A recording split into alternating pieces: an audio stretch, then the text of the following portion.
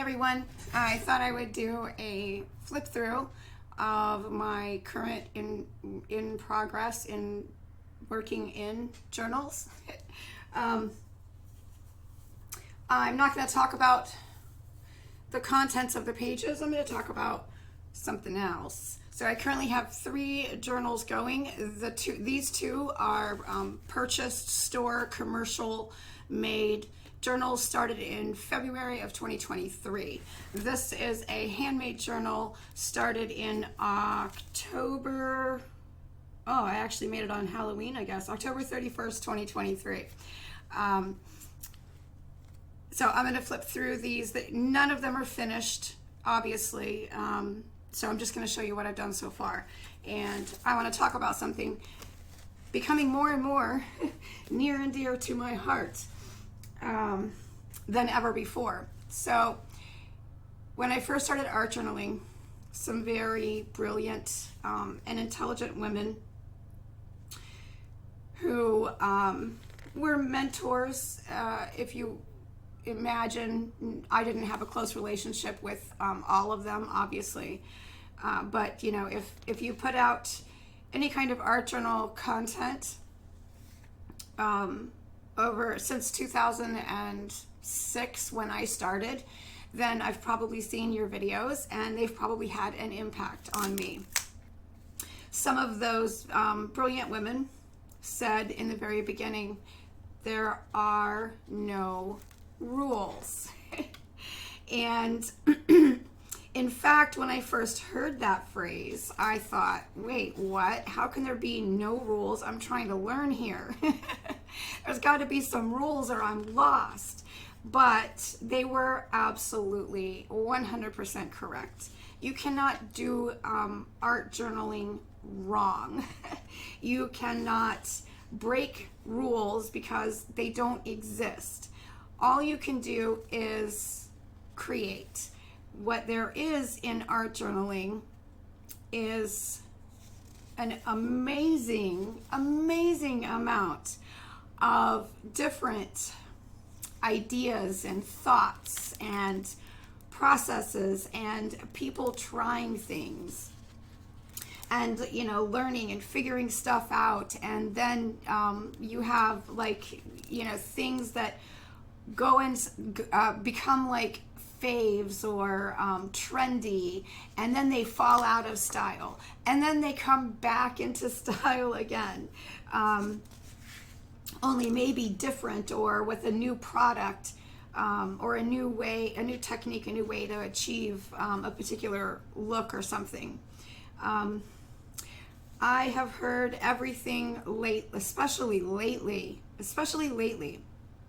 and maybe it's just because I am more aware of it suddenly, but and that is, you know, in part because I've kind of really pulled back from social media and have had very limited contact with anyone online in regards to art or art journaling. Basically, the hurricane came through and took out half my town, but it also took out the internet, and I at the same time was very frustrated with my internet provider, so I opted to change providers, which was a terrible idea at the time because no one could install internet. They couldn't even get their current customers going with internet, so it was a terrible decision to make. The new company took 6 or 7, or, well, no, actually they never actually did get the internet working, so I really don't know. I feel in a way almost bad for those people because they still don't have their act together. But I am finally giving up and going back to the original provider, whom I, you know, still don't really like, because I have no choice. No one else can seem to manage to provide internet here. That's the end of it, and there is this much left to go for this one. And there you go. That's it. This part I did not cover. I did not put any type of sealant over it. It was just watercolor paper. So it's picking up everything that lands on my desk as I'm working. As you'll see though, the front cover doesn't really have that problem because it's sealed. So I can literally just take a damp cloth and wipe off anything on there. So like there's some stuff on it right here. Get it so you can see it, and I'll just take, this is just my water bottle and just a dry cloth. Oh well, sometimes some stuff doesn't want to come off because it's glue. So you might have to pick it off a little bit. And hand sanitizer is alcohol based, so, or most of it is anyway, and that will take off absolutely anything else that might be hanging out on my surface. Okay, moving on to the next one. So I've seen a lot of stuff lately, people posting that they need to be authentic in their journals, or they're, you know, they're only going to be authentic this year. Like, were you not authentic before? Is it even possible to create in your art journal and not be authentic? If you're creating, even if you're just like straight up copying something, it's still authentic. You're still creating. I've seen a ton of new videos also coming out with, I've only got 10 minutes. That's all I have. I've created this, you know, page that's 2 inches by 2 inches, and you know, I smeared some paint on it and stuck a sticker on it because I really only have 10 minutes, and I just have to sit there and think to myself, do you watch TV? You probably watch TV. I don't even have a TV. I got rid of it. But if you watch TV, you have more than 10 minutes to art journal. It is about priorities. If you truly want to art journal, you don't need to carve out 5 minutes or 10 minutes. You need to dedicate time to what you enjoy doing. If you really love doing it, if you enjoy it, you'll find the time. We don't need to make a million 10-minute, you know, videos, because what is life if you don't have more than 10 minutes for the thing you really love doing? What, you know, you've got a serious time loss in your life, and time is the only thing that we truly own, that's really ours. So take your time back if you need to. But it's sad to try to rush something that you love so much. Like, why do that? And then I have seen, and this is probably the worst of it, it's just terrible stuff, people talking about how another person's type of art journaling isn't really art journaling. Oh, they're just following what their teacher said, so they're not really art journaling.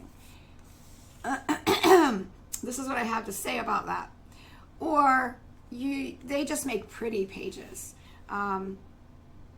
So, you know, it's not authentic because it's not grungy enough, or it actually looks like the thing they were trying to make, you know, trying to paint. So that can't possibly be real authentic art journaling. They just paint faces. That's not really art journaling. They're really just someone who likes to paint faces. They junk journal, they trash journal. I mean, it's all authentic. It's all art journaling. It's all creativity. And there are no rules in art. There aren't any. There are no rules. You are not doing it right. You are not doing it wrong. You are just doing it. You're creating. And that's the thing. Like, that's art journaling, is sitting down and creating. That's art journaling. You're doing it. And I get that we want to take classes. I get we want to you know, learn about supplies. And that's and then we have the supplies thing. There's no right and wrong supplies. You don't need anything but some glue and an old credit card and a pen, if that. And it doesn't need to be expensive glue. I'm using kids glitter, washable glitter glue that I got from the dollar store that I decanted into this little container. And I'm just having a ton of fun with it because I need to use it up. The kids aren't using it, and it's got sparkles, so I like it. There's no need to invest. I mean, you can. There's nothing wrong with buying. Oh, I think you can see some sparkles on there. Maybe not. There's nothing wrong with buying expensive art supplies. The most expensive art supplies I have are some of my watercolors and my watercolor brushes. And that's simply because watercolor is really my most favorite medium to play with. But it's not necessarily my most favorite medium for art journaling anyway, because I often love to do things that are just paper, glue, and paint, which is what this is. There's no watercoloring, no expensive fancy products or supplies or tools went into making this. So, and that's pretty much the end of that. I was playing with stencils here, and there's a bit more to go on this one than there is on the other one.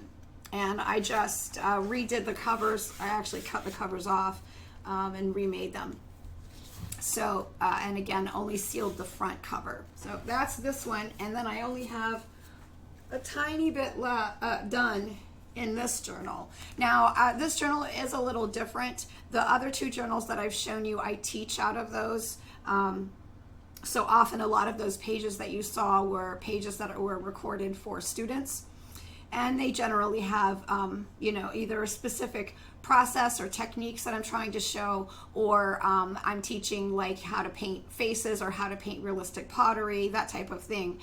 This one is just for my own purposes, and I'm not teaching anything out of it, nor do I have any intention to utilize anything that I'm doing in it for teaching purposes. It's just for my own personal use.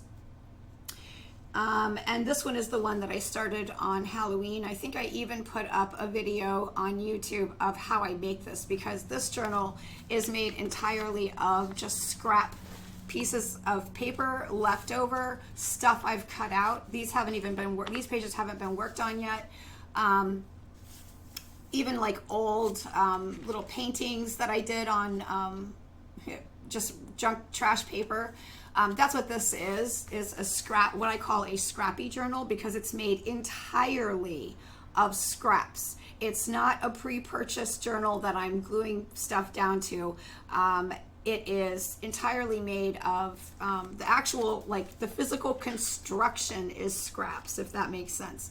So, and I just have a great love of reusing things that I, would otherwise perhaps throw in the trash, or that other people would. A lot of the magazines that I use to get images out of for this were magazines that were sent to me by other artists because they didn't have any use for them anymore.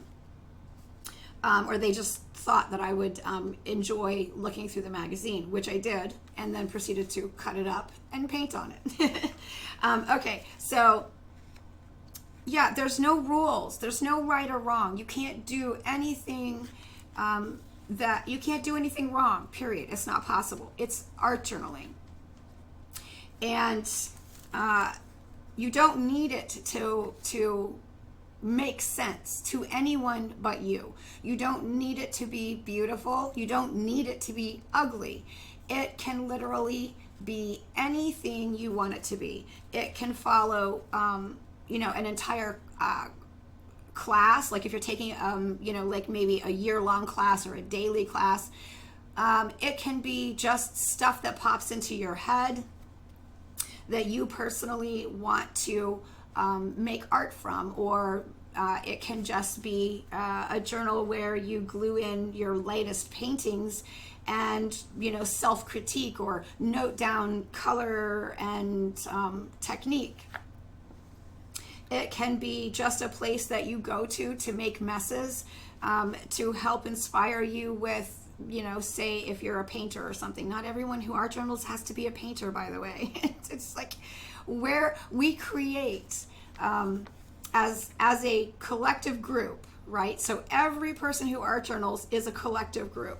As a collective group, we create, I haven't worked on this page, by the way, but I think there's another page or two in here done, so I'm going to keep flipping.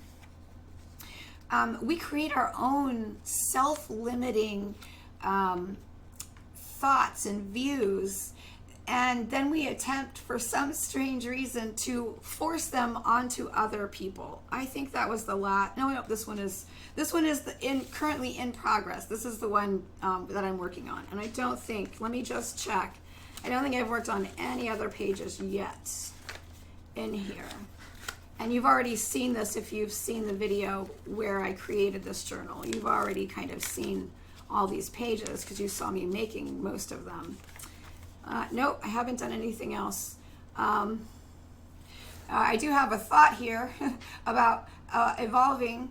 Preaching about tolerance is useless unless you practice it.